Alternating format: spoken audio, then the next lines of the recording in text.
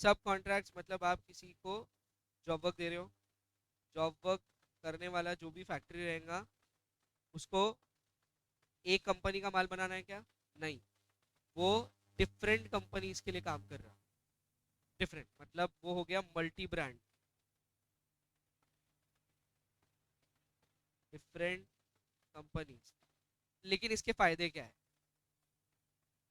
इन companies को फायदा क्या है?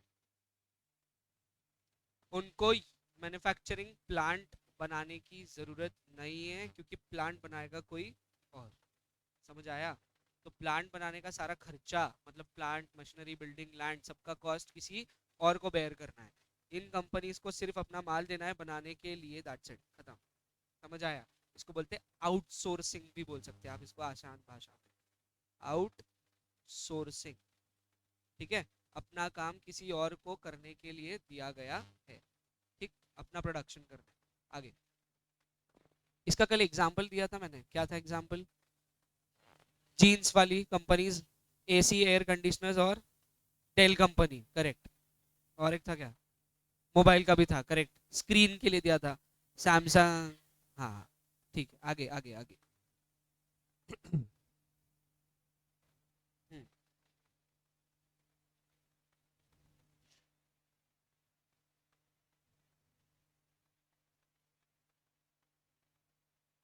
तो सेकेंड हैंड और फ्रेश मतलब फर्स्ट हैंड, दोनों में से कॉस्ट किस में ज्यादा है? और सेकेंड हैंड में? ठीक है, सेकेंड हैंड में फिक्स कैपिटल का रिक्वायरमेंट और नया खरीदने में ज्यादा। आगे, कंसेशनल है बेटा। हाँ, अब रुक जा। कंसेशनल, कंसेशनल मतलब एट डिस्काउंट या फिर एट रिड्यूस्ड वैल्यू। पूरा पॉइंट क्या है? Concessional rates. अब ऐसा किसको फायदा मिला था? तो ये कंपनी को जानते होंगे।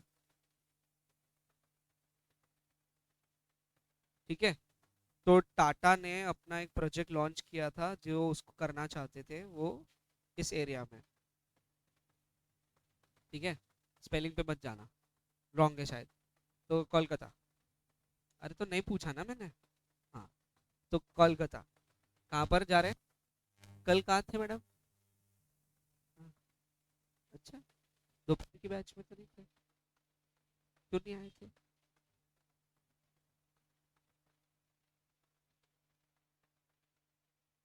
तो नहीं आई?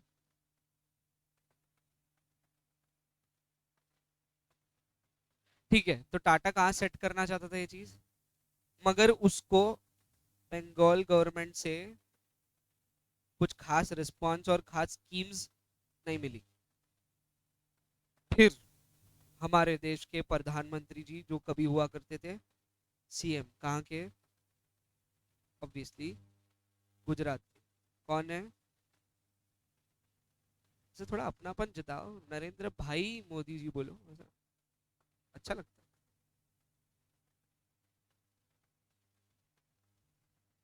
तो कहाँ के थे वो सीएम? इनको ये बारे में मालूम पड़ा, इनको इस बारे में मालूम पड़ा कि ऐसा कुछ चल रहा, तो इन्होंने खुद गए किसके पास और उनको इनवाइट किया, कभी तो आओ गुजरात, है ना, ऐसा बोला उनको। गुजरात टूरिज्म, अमिताभ बच्चन जी को नहीं भेजा। ठीक है, खुद गए थे वो, इनविटेशन दिया। क्यों इनविटेशन दिया? ताकि वो, ये इंडस्ट्रियल सेटअप नॉर्मली किसी विलेज या टाउन में होता है, ये याद रखना हमेशा, कि जब भी कोई बड़ी कंपनी अपना मैन्युफैक्चरिंग प्लांट लगा रही होती है तो वो कहाँ लगाते हैं? विलेज टाउन में लगाते हैं, मतलब छोटी जगह पर लगाते हैं, ताकि पॉल्यूशन भी कंट्रोल में रहे, प्लस उनको लैंड एक्विजिशन कॉस्ट कम लगे, प्लस अवेलेबिलिटी ऑफ रिसोर्सेस रहे, हमेशा रहे। और ये सिटी से दूर होता है, ऑब्वियस बात है। और विलेजेस को एम्प्लॉयमेंट देने के लिए भी ये चीज की जा सकती है। तो ये सेटअप होने वाला है कहाँ पर? किसी विलेज में गुजरात के। अब मेरे को नाम नहीं पता, याद नहीं है मेरे को, तो मैं वो बता नहीं रहा। ठीक, कल मैंने महिंद्रा के बारे में बता दिया था क्या? महिंद्रा का एग्जाम्पल दिया था पानी वाली चीज के लिए, हो गया था ना वो? हाँ, ठीक है। तो ऐसे ही टाटा स्टील के प्लांट को इनवाइट किया गुजरात में मोदी जी ने। काफी साल हो गए इस बात, 10-12 साल से ऊपर हो गए। तो अब क्या हुआ फिर, Tata is under negotiating power, मतलब टाटा यहाँ बार्गेनिंग कर रहा। टाटा ने मोदी जी को पूछा आप क्या फैसिलिटीज प्रोवाइड करोगे, ठीक है। तो सीएम साहब बोले देखो आपका जो लैंड है वो हम आपको 60% रिड्यूस्ड वैल्यू पे देंगे। कितना, मतलब 60% सस्ती देंगे आप। आपका जो इलेक्ट्रिसिटी है वो 2 साल के लिए फ्री, 2 इयर्स तक की इलेक्ट्रिसिटी फ्री, ठीक है। वाटर सप्लाई देंगे आपको 50% डिस्काउंट में। देखो मैं अप्रोक्स फिगर्स बता रहा हूँ, ऐसा जरूरी नहीं है कि ये एकदम एकदम परफेक्ट है, बट समझाने के लिए है। तो वाटर सप्लाई कितना, आधा दाम में, आधे दाम, समझा क्या। रोड कंस्ट्रक्ट करके मिलेगा, गुजरात गवर्नमेंट करके देंगी। समझ आया क्या, पक्का। अब ये ऐसी ही और भी बहुत सारी फैसिलिटीज दी गई थी उनको, ताकि वो अपना प्लांट कहाँ सेट करे, गुजरात में सेट। अब इससे गुजरात को क्या फायदा है, एक चीज, जो भी विलेज में वो सेट कर रहे हैं वहां पर मिलेगा, एम्प्लॉयमेंट मिलेगा, करेक्ट। और ठीक है, टैक्स रेवेन्यू बढ़ जाएगा ऑब्वियसली। और ठीक है, डेवलपमेंट ऑफ विलेज। अब इसमें क्या डेवलप होता है तो मैं बताता हूँ, देखो काम मिलेगा तो मिलेंगे पैसे, पैसे मिलेंगे तो बढ़ेगा स्टैंडर्ड ऑफ लिविंग। तो वही चीज है, स्टैंडर्ड ऑफ लिविंग बढ़ेगा। और हो सकता कि वहां पर अट्रैक्ट होंगे ऐसी फैसिलिटीज देख के दूसरे भी इंडस्ट्रियलिस्ट वहां पर प्लांट सेटअप करें, तो ठीक है, ये एक अपॉर्चुनिटी जैसा हो गया। कुछ और फायदा, लेकिन गुजरात को और क्या फायदा है बताओ। देखो जहां पर भी ऐसे प्लांट सेटअप होते तो वहां एक और बिजनेस डेवलप हो जाता, ऑटोमेटिकली होता, वो है ट्रांसपोर्टेशन का, ठीक है। और जैसा कि मैंने बोला कि रोड कंस्ट्रक्ट करके देने वाली थी वो, तो विलेज को मिल गया एक रोड कनेक्शन जो था नहीं उनके पास, लेकिन अच्छा रोड मिल गया। अब क्यों, कंपनी में आने जाने के लिए रोड डेवलप किया, तो ये ऑटोमेटिकली विलेजेस भी यूज करेंगे तो वो एक चीज हो गई, मतलब वो रोड से कनेक्ट हो गए। और रोड से कनेक्ट होने से फायदा होता कि आप काफी सारा सामान आ जा सकता है उस विलेज में, प्लस लोकल बिजनेसेस को भी बहुत फायदा होता। लोकल बिजनेसेस ऐसे क्या, अब देखो प्लांट में काम करने के लिए बाहर से भी लोग आएंगे, तो गांव से भी लोग उठाए जाएंगे, तो मतलब पॉपुलेशन होगा, बढ़ेगा थोड़ा सा, कहीं ना कहीं बढ़ेगा परसेंटेज से। तो पॉपुलेशन इंक्रीज होगा तो वहां पर चीज़ों की ज़रूरत पड़ेगी। कौन सी चीज़ों की ज़रूरत पड़ेगी, किराने की दुकान, है ना, सलून, डायरेक्ट चाय नाश्ता, होटल रेस्टोरेंट, रहने की जगह, फिर अपनी traditional places, cultural places, religious places, मंदिर मस्जिद सब बनेंगे ऑटोमेटिकली। कहीं ना कहीं आप क्या बनाने की कोशिश कर रहे हो, एक शहर, है ना, ऐसा मतलब एक डेवलप्ड सिटी बनाने की कोशिश की जा रही है ऑटोमेटिकली। फिर जब यहाँ पर प्लांट है, लोग आ रहे जा रहे हैं, तो फिर गवर्नमेंट की तरफ से एक और सपोर्ट हो जाएगा कि गवर्नमेंट इस जगह के लिए बसेस लॉन्च कर देंगी, कि भाई सिटी से जो शहर से लोग जो रोज अप डाउन करते हैं उनके लिए रेल कनेक्शन हो जाएगा, या तो फिर बस कनेक्शन, मतलब रोड ट्रांसपोर्ट या तो रेल ट्रांसपोर्ट, दोनों कनेक्शन दे देंगे, ऐसा कुछ। ये सारी बात से होता डेवलपमेंट, समझ आया क्या। तो ऐसा करने से इतने सारे फायदे हुए किसको, गुजरात गवर्नमेंट को। और ये एक्चुअली प्लांट गुजरात में ही सेट हुआ, इसलिए गुजरात गवर्नमेंट को इसका बहुत फायदा हुआ। On the other hand Tata company को भी काफी फायदा हुआ, फायदा तुम्हारे सामने है। समझ आया क्या ये। तब टाटा कंपनी को बहुत सारी चीजें मिली कंसेशनल रेट्स पर, ये समझना था। जैसे इलेक्ट्रिसिटी कंसेशनल रेट पर मिल गई, वाटर सप्लाई कंसेशनल रेट पर मिल गया, लैंड कंसेशनल रेट पर मिल गया, तो उनको फिक्स कैपिटल का जो रिक्वायरमेंट वो सोचकर चल रहे थे उससे कम लगा। समझ आया, अब पढ़ ले। हम्म। तो मोदी जी क्या चाहते थे कि जीआईडीसी डेवलप हो। जीआईडीसी बोले तो क्या, गुजरात इंडस्ट्रियल डेवलपमेंट कॉर्पोरेशन, समझा, जैसे महाराष्ट्र में क्या है, समझा? राजस्थान में क्या रहेगा? हाँ यही है, स्टेट का जो पहला इनिशियल रहता है उसी से वो उधर का नाम रख देते हैं, इंडस्ट्रियल कॉरपोरेशन का। समझा? हाँ, आगे। तुमको पता है टाटा का एक प्लांट अकोला में भी है, एमआईडीसी में? नहीं मालूम है? टाटा की एक कंपनी है जो केमिकल बनाती है।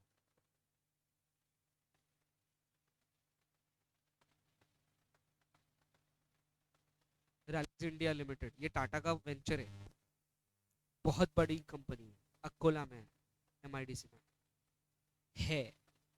और ये काफी पुराने, काफी समय से है, अभी भी है, वर्किंग है। वहां पर बहुत सारे लोगों को काम मिला है। दूसरी बड़ी कंपनी अपने पास में अपना थर्मल पावर प्रोजेक्ट, पारस। तीसरा है अपने पास में distribution centre, Indian oil corporation और एचपीसीएल, हिंदुस्तान पेट्रोलियम, गायगांव। समझा? और बाकी तो है ही हमारे पास ऑयल इंडस्ट्रीज, दाल मिले, कॉटन इंडस्ट्रीज, बहुत सारी चीजें हमारे पास। बिजनेस बहुत है, पैसा बहुत है अकोला में, सिर्फ लोग खर्चा नहीं करते। पप्पा के पैसे बहुत, पर देते नहीं। समझा? आगे।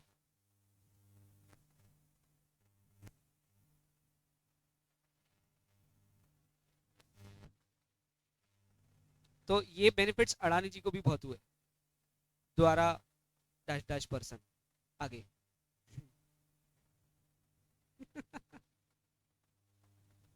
ठीक है, आगे। नेक्स्ट, आगे पढ़ना। नेक्स्ट। हाँ जब, तो इतने।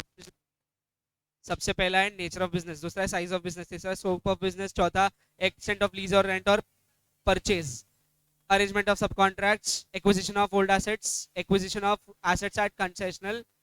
साथ ही हुए ना? क्या आठ है? सात है पक्का? लर्न हो गए? देख लो एक बार लर्न हुए क्या।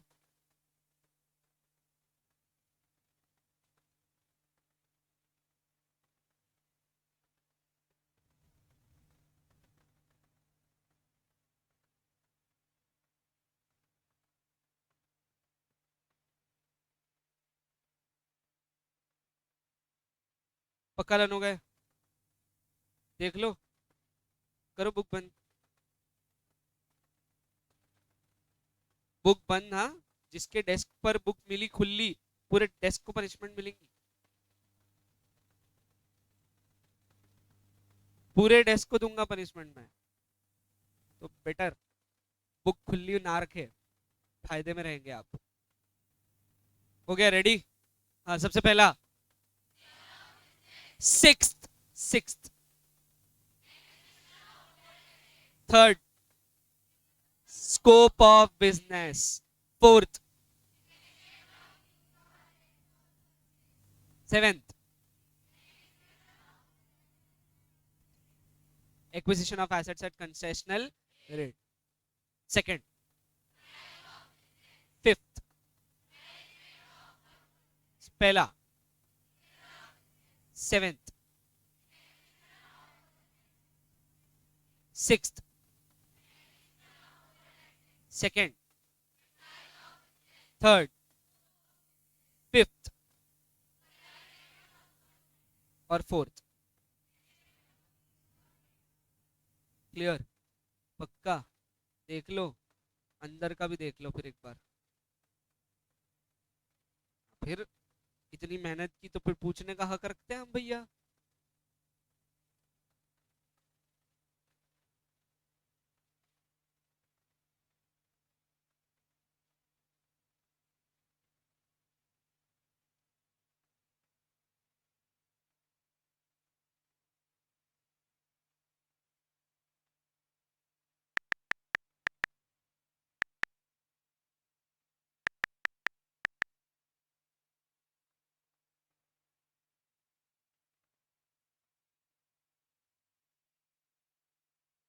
Done? Not done? Okay, do it.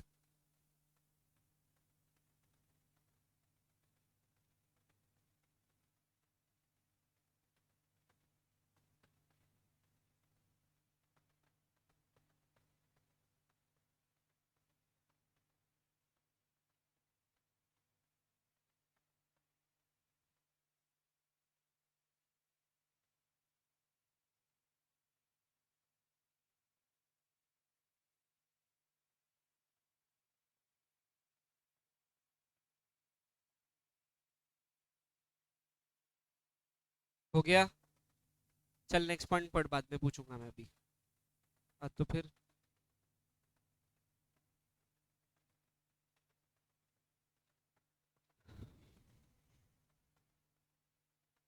अच्छा ठीक है, अभी करंटली यूएस का इंटरनेशनल कंडीशन क्या है, मतलब यूएस का कंडीशन क्या है। यूएस यूएस यूएस रोज फेड, हर महीने हर हफ्ते कुछ फेड डेटा रिलीज हो रहा, मालूम है तुमको। अभी रिसेंटली दो बैंक डूबी, ये मालूम है तुमको। यूएस की दो बैंकें बंद हो गई। अमेरिका की, अमेरिका। हाँ। हर गोरा हमारा दुश्मन नहीं है। हाँ। यूएस वाले दोस्त है, यूके वाले दुश्मन थे वो भी। हाँ ठीक है, अभी तो रूल कर रहा कोई अपना वाला, है ना। लोग उस पे भी रील बना लेते। तो पॉइंट, जैसे अभी मार्केट कंडीशंस थोड़ी सी, इंटरनेशनल मार्केट कंडीशंस थोड़ी सी ठीक नहीं चल रही, जिसका असर होता बिजनेस पर, होता। अब इसका एक कारण क्या है, जैसे मान लो अगर जैसे चाइना पे बहुत हम डिपेंडेंट थे काफी समय तक के, तो चाइना से काफी इंपोर्ट होता था, मशीन्स भी इंपोर्ट होती थी। मशीन हम दो जगह से लेते, एक जर्मनी और एक चाइना। जर्मनी महंगी पड़ती और चाइना सस्ता पड़ता। जर्मन टेक्नोलॉजी थोड़ी सी हाई वैल्यूड है, और प्लस वो सारा काम आयन में पसंद करते करना। और वही on the other hand China is a believer of plastic and fibre. तो चले तो चांद तक, नहीं तो शाम तक। ओके, तो चाइना से लेकिन फिर भी हम इम्पोर्ट काफी कर रहे थे। पॉइंट क्या, अब अगर चाइना और हमारे रिलेशन, या चाइना हमारे और जर्मनी के रिलेशन खराब हो जाते, तो तो इंटरनेशनल कंडीशन में मतलब कहीं ना कहीं एक ग्लोबल लेवल पर दो कंट्रीज के बीच में एक वॉर लाइक सिचुएशन पैदा हो गया।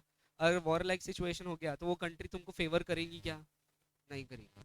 ठीक, इसको अपन थोड़ा जोड़ते हैं कनेक्शन, कि इंडिया एक ऐसी कंट्री है जो बहुत ही वर्सेटाइल है, तो उसको फर्क पड़ता फॉरेन मार्केट से। वहां पर कहीं पर भी बम गिरा होगा, इंडिया का मार्केट क्रैश होता। इतना फ्लक्चुएशन क्यों, क्योंकि इंडिया बहुत ही ज्यादा इंटेंसली कनेक्टेड है। ठीक है, इसके दो कारण है। इंडिया इम्पोर्टर भी है, इम्पोर्टर है काफी चीजों का। दूसरी चीज, इंडिया का मनी सर्कुलेशन बहुत ज्यादा है, लेन देन का व्यवहार बहुत ज्यादा है। तीसरी चीज, फॉरेन मार्केट से यहाँ बहुत सारे इन्वेस्टर्स है, बहुत पैसा लगाते हैं यहाँ पर, क्योंकि ये मार्केट कैसा है, फ्लक्चुएटिंग मार्केट है, तो यहाँ पर पैसा बनने का चांस ज्यादा रहता। जो मार्केट स्टेबल रहता ना, वहाँ पैसा इतना नहीं बनता इन्वेस्टर का, तो वो बोलते कि हमको फ्लक्चुएटिंग मार्केट के शेयर बाजार में इन्वेस्ट करना है, ताकि हम यहाँ पर पैसे कमा सकें। तो काफी इन्वेस्टमेंट बाहर से आता। Globalization is one of the reason. इसके अलावा रीजन है कि अ, जैसे जो WTO एक ऑर्गेनाइजेशन है, मालूम है, वर्ल्ड ट्रेड ऑर्गेनाइजेशन, कभी ना कभी सुना होगा तुमने।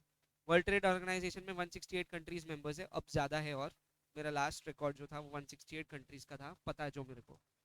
168 कंट्रीज है, कंट्रीज मेंबर्स है WTO का, जो कि एक अग्रीमेंट साइन करवाते हैं बिटवीन ऑल द कंट्रीज। अब इसमें डेवलप्ड कंट्रीज भी है, डेवलपिंग कंट्रीज भी है, और अनडेवलप्ड भी है। इंडिया कैसी कंट्री है, क्या, डेवलपिंग कंट्री, करेक्ट।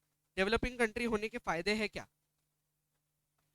फायदे है कि नुकसान है, क्या फायदे है। हम जल्दी से चीजों को अडॉप्ट कर सकते हैं, because we are changing economy, है ना, रेवोल्यूशनरी है हम चेंज अभी कर रहे हैं, अडॉप्शन चालू है। हाँ, अभी हम फुल्ली डेवलप्ड नहीं है, और इसके काफी फायदे भी है। डेवलपिंग रहना ज्यादा अच्छा है ना। हाँ।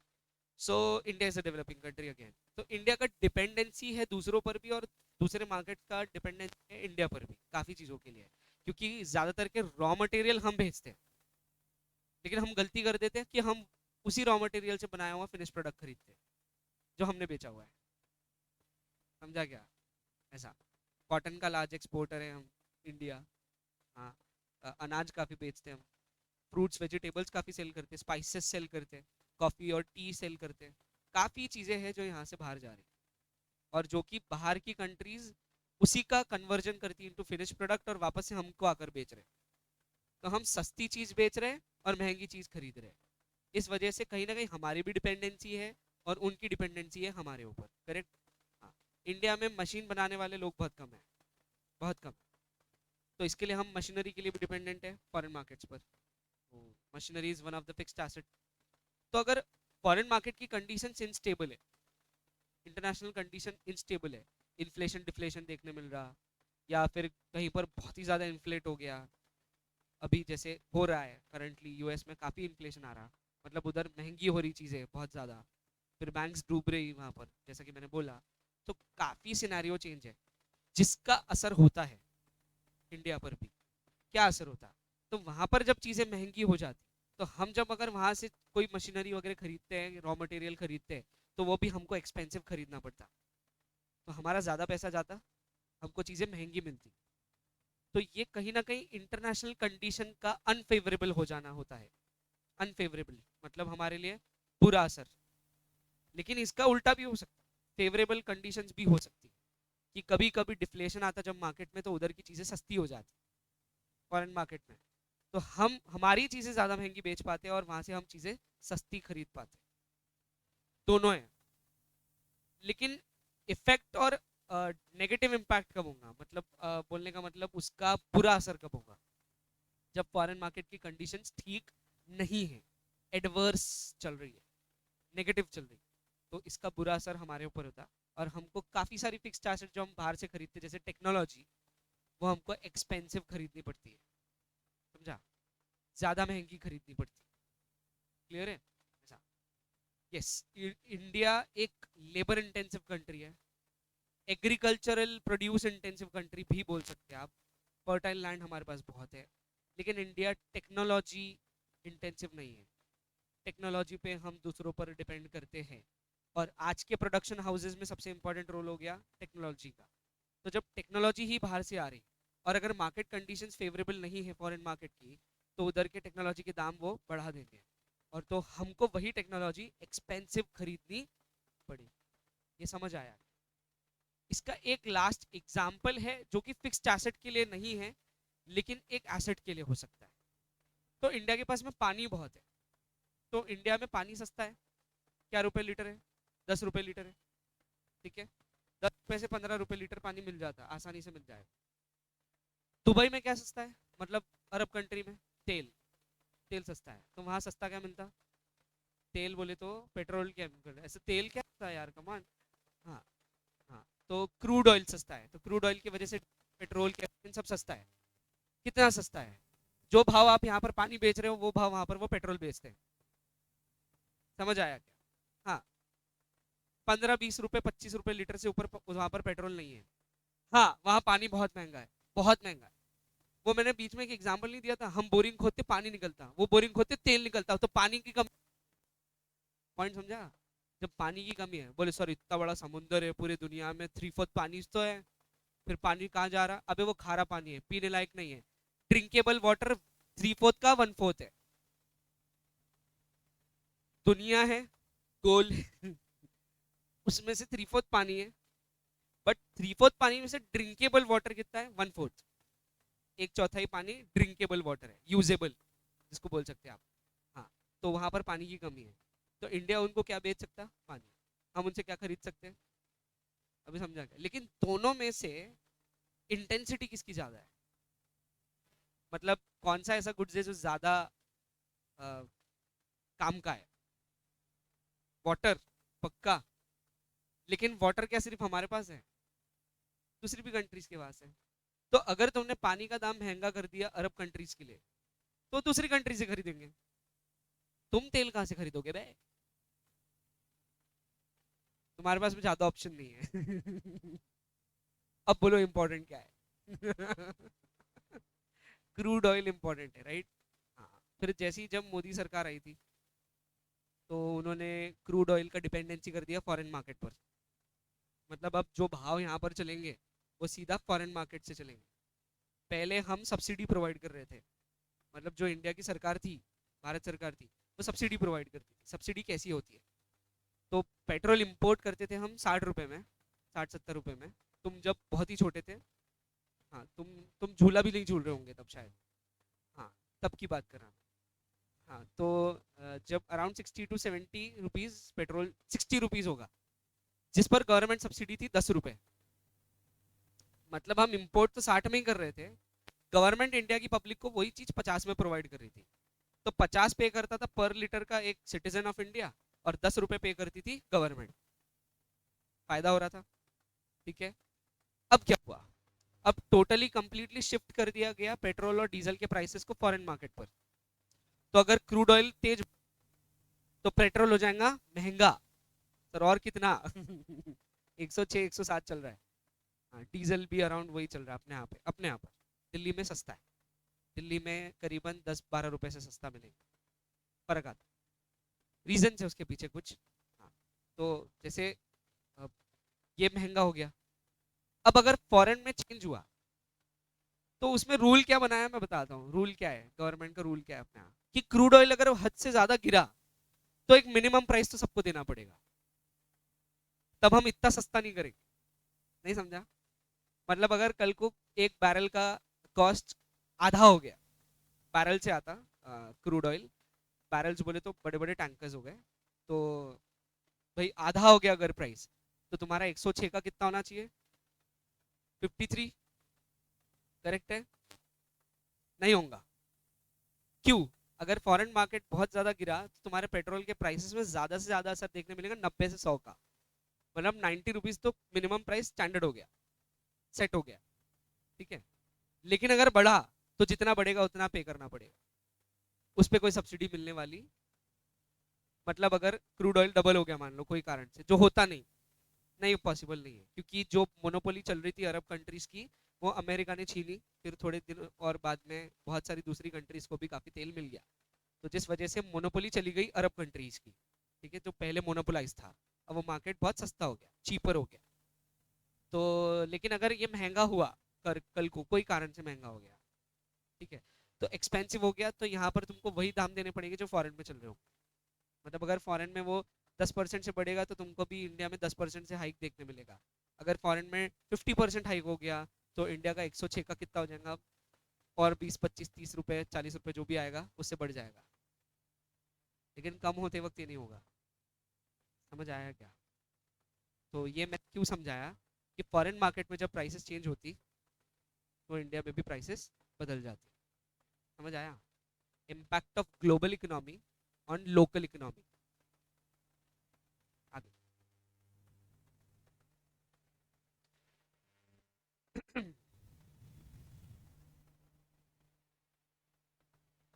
तो इसको कॉन्ग्लोमरेट्स भी बोलते हैं, मल्टीनेशनल्स बोलते हैं आसान भाषा में, एमएनसीज, मल्टीनेशनल कॉर्पोरेशंस, जो बहुत सारे देशों में फैले हुए हैं। जैसे सबसे बड़ा एक किंगफिशर, पानी वाला, सोडा और पानी। देखते तुमने एड्स देखते हो ना, एडवर्टीज कर, हाँ म्यूजिक, अल्कोहल बनाने वाले म्यूजिक सीडीज की ऐड करते हैं। हाँ, या तो अल्कोहल बनाने वाले पानी की बोतल की ऐड करें, या सॉफ्ट ड्रिंक या फिर सोडा की ऐड करें। ठीक है, समझा? हाँ, लेकिन मैं बात जो कर रहा हूँ तुम समझ गए। हाँ, करेक्ट। तो किंगफिशर एक बहुत बड़ा ब्रांड है जो मल्टीनेशनल है, मल्टीनेशनल बोले तो बहुत सारे देशों में फैला हुआ है। अच्छा, तुमको मालूम है इंडिया सबसे ज्यादा क्या एक्सपोर्ट करता होगा? मतलब एक कॉम्पीट एक्सपोर्ट है इंडिया का, किस चीज में?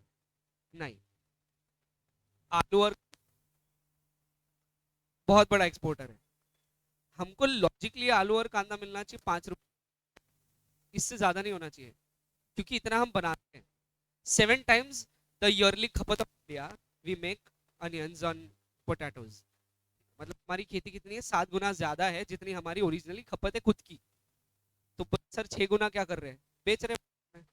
अब फॉरेन में क्या करना पड़ता, कुछ नहीं करना पड़ता, वो आलू को थोड़ा सा साफ कर लो पानी से, उसको गोरा बना दो, उसको कवर पहना दो और लिख दो इम्पोर्टेड और इसको फॉरेन मार्केट में रख दो, ये एक आलू बिकेगा 10 रुपए का। अपन किलो की बात कर रहे थे।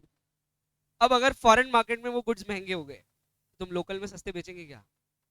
जो भी पोटैटोज डीलर्स है, उनको जब मालूम है कि फॉरेन में ज्यादा पैसे मिलते हैं, तो इंडिया में बेचेंगे क्या? वो कहाँ बेचेंगे?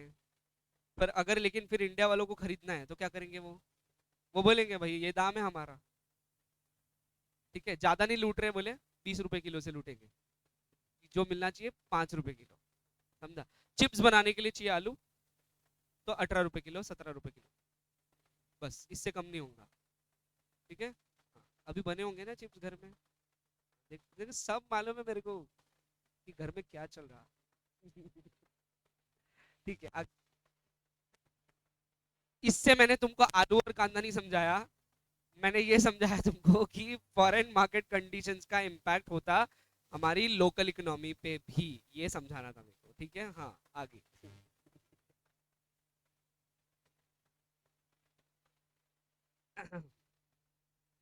जैसे एक्सपेक्टेड है कि हमारा और चाइना का वॉर होगा, तो जो डिपेंडेंट बिजनेसेस है, जो चाइना पे डिपेंड करते हैं, वो क्या करने की कोशिश करेंगे, ज्यादा से ज्यादा पहले ही खरीद लेंगे। बोले वॉर हो जाएगा तब तो कुछ खरीद नहीं पाएंगे, तो इससे अच्छा पहले खरीद ले।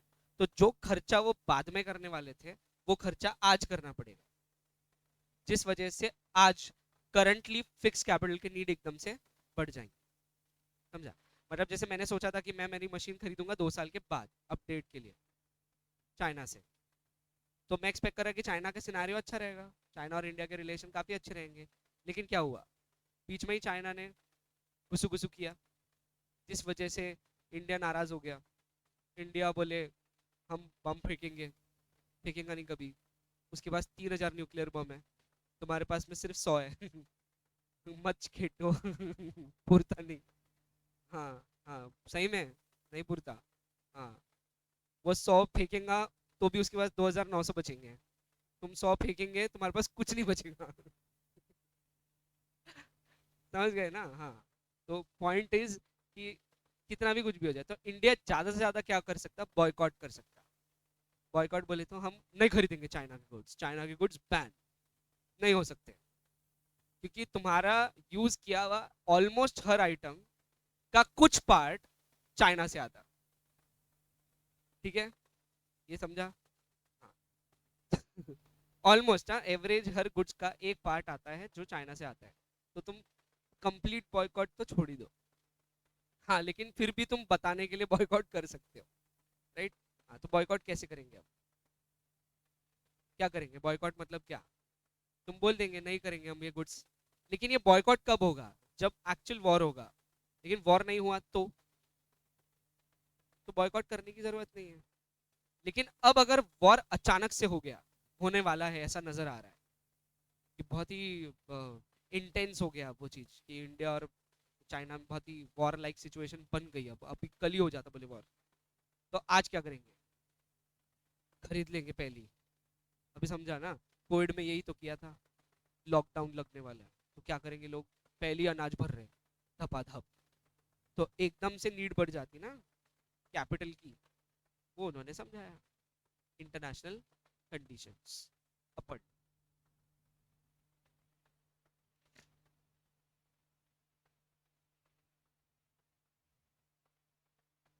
Before there is shortage of, आगे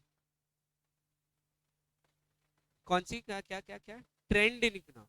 हाँ, इकोनॉमी अगर बूमिंग फेज में है और इकोनॉमी या तो डाउन फेज में, या तो ग्रो कर रही या तो नीचे गिर रही।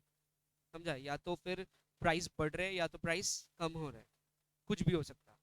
सक्सेसफुल बन रही या तो अंडर सक्सेसफुल हो रही, तो क्या होगा, क्या चेंजेस हो सकते हैं, ये पढ़ रहे हैं। बट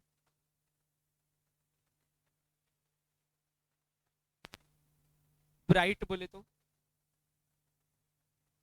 हाँ, अच्छा ग्रो करेंगे बोले हम, अच्छे परसेंटेज आएंगे बोले, 10वीं में 60 आए थे, इस बार हम 60 के 6 को उल्टा लिखेंगे, 90 आएंगे बोले। हाँ, खा पड़े हैं, पॉसिबल है। आगे,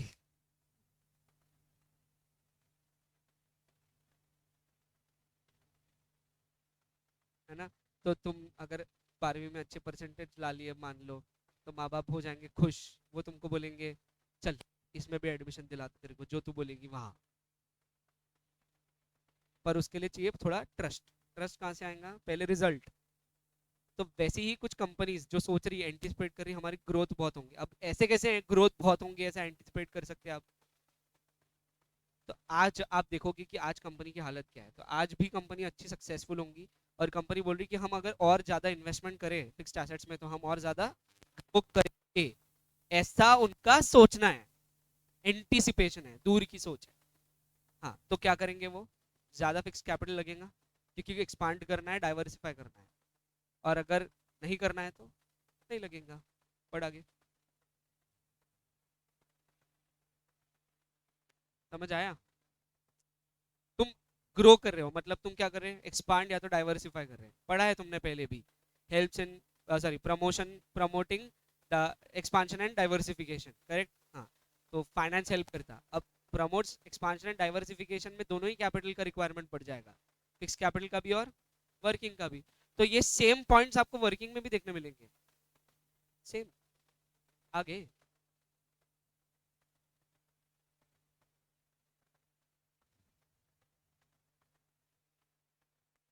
to reap the benefit in future, बीज आज बोएंगे फल कल खाएंगे। आगे,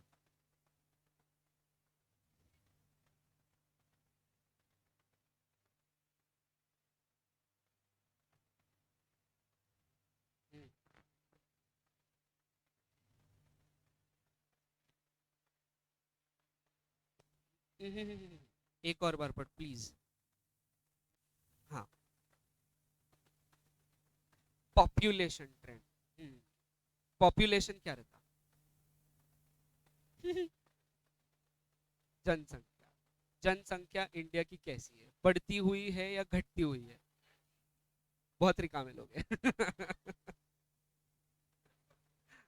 तो scale of population will be increasing day by day, तो need of their will be, अनाज ज्यादा लगेगा, कपड़े ज्यादा लगेंगे, सब कुछ ही ज्यादा लगने वाला है, सब कुछ, एवरीथिंग। अब वो एवरीथिंग ज्यादा लगेगा, जब डिमांड ज्यादा होंगी तो सप्लाई भी तो बढ़ाना पड़ेगा। तो सप्लाई बढ़ाने के लिए प्रोडक्शन हाउसेस बढ़ाने पड़ेंगे। समझ आया क्या? जैसे मान लो डव साबुन है, वो कितना बना रहा, बोले अभी प्रोजेक्टेड सेल्स क्या है, बोले इस साल का, बोले हमारा प्रोडक्ट खरीदेंगे 5 करोड़ लोग, इससे ज्यादा नहीं। बाकी भी साबुन है ना, लेकिन बोले इंडिया की पॉपुलेशन इस साल 130 की 160 हो जाएंगी। करोड़ करोड़। तो कितने परसेंट से हाइक हो रहा? अप्रोक्सीमेटली 25% के आसपास होएगा ये। ठीक है, हाँ। तो फिर वो भी बोलेंगे ना, प्रोडक्शन बढ़ाना पड़ेगा कितने परसेंट से, 25% से। वो 5 करोड़ पे 25% लगाएंगे। समझा ना, मतलब 1-2 करोड़ से और सेल बढ़ाना पड़ेगा, 1-2 करोड़ से प्रोडक्शन बढ़ाने के लिए प्रोडक्शन हाउस बढ़ाना पड़ेगा, प्रोडक्शन हाउस बढ़ाने के लिए मशीन बढ़ानी पड़ेगी, प्रोडक्शन के लिए लैंड लेना पड़ेगा, फिक्स कैपिटल का रिक्वायरमेंट। बोले तुम पॉपुलेशन बढ़ाओ, हम प्रोडक्शन हाउस बढ़ाएंगे, ऐसा है बोलना उनका। समझा? क्योंकि नीड क्या रहेंगी कि पॉपुलेशन बढ़ेगी तो सारी रिक्वायरमेंट्स बढ़ती जाएंगी, और जब रिक्वायरमेंट्स बढ़ती जाएंगी तो प्रोडक्शन हाउसेस बढ़ाने पड़ेंगे, जिसके लिए फिक्स कैपिटल ज्यादा लगे। डन। आगे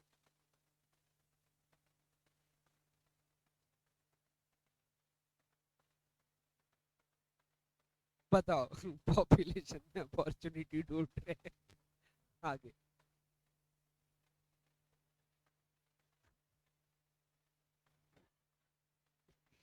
देखो ज्यादा पॉपुलेशन हो जाती तो ये होता, पेन चुबाते एक दूसरे को। समझा? हाँ। आगे आगे पढ़, आगे पढ़।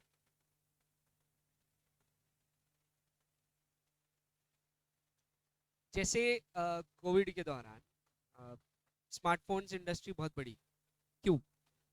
जिसके पास नहीं भी फोन था उसको फोन लेना पड़ा, है ना? जो घर में आज तक स्मार्टफोन नहीं आया था उन वो घरों में स्मार्टफोन आ गए, है ना? बच्चे जिद करने लगे, नहीं नहीं इंपॉर्टेंट है ये, लेना ही पड़ता पप्पा। हाँ, नहीं नहीं पढ़ाई नहीं होंगी, ठीक है नहीं करती मैं पढ़ाई, है ना? ये बोल बोल के मोबाइल फोन मिल गए, सबको मिले। हाँ, सेकेंड हैंड ही मिले, पप्पा ने नया खरीदा, पप्पा का तुमको मिला, लेकिन खरीदा तो सही ना।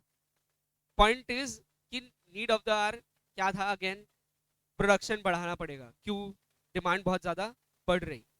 उस दौरान एप्पल के प्रोडक्ट्स एक्चुअली इंडिया में कम पड़े, कम मतलब out of stock. Maximum products बाहर से आते हैं ना इलेक्ट्रॉनिक्स, तो आउट ऑफ स्टॉक। बोले आएगा किधर से अब, खरीदेंगे कैसे?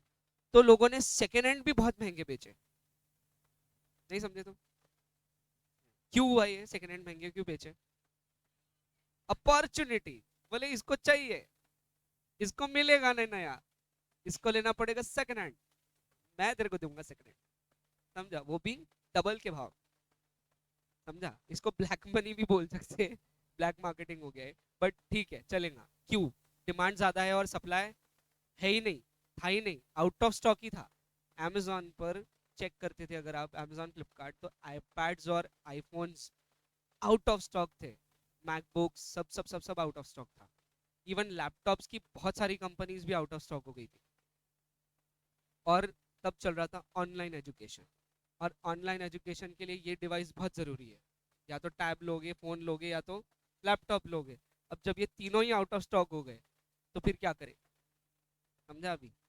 उसका फायदा बहुत हुआ बड़ी कंपनीज को, लेकिन उनको प्रोडक्शन हाउसेस बढ़ाने पड़े, जिसमें उनका इंटेंसिटी ऑफ कैपिटल भी इंक्रीज हुआ, इन शॉर्ट केपेक्स इंक्रीज हुआ, काफी कैपिटल एक्सपेंडिचर हुआ। ठीक है, आगे। रुक जा, जान पर आ रहा बहुत सारे लोगों के, तो इतने जितने पॉइंट्स अपन ने पढ़े उतने एक बार लर्न कर लेते हैं। ठीक है, कितने पॉइंट्स हो गए टोटल? 10 हो गए। वेरी गुड, 11 और 12 बाकी है। हाँ ठीक है, तो 10 पॉइंट्स अभी चाहिए।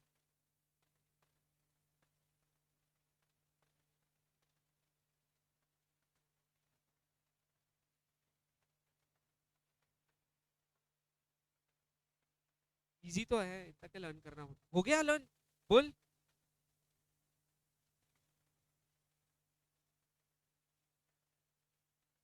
और रेंट, परचेज, सब contracts,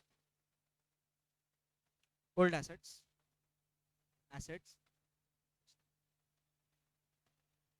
very good. Economic trend या ट्रेंड इन इकोनॉमी,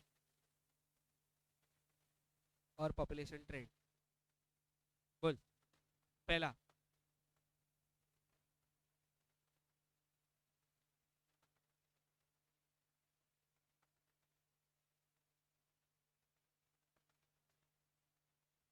कम दाम में, कंसेशनल रेट्स। हाँ आगे।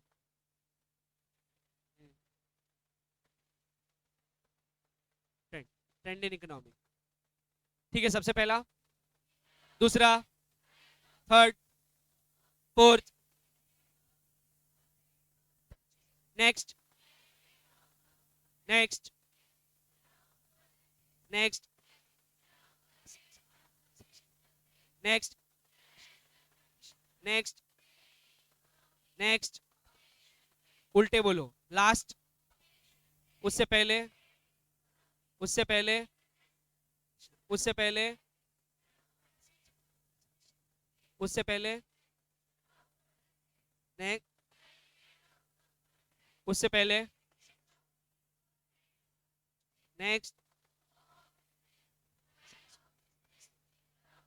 टाटा।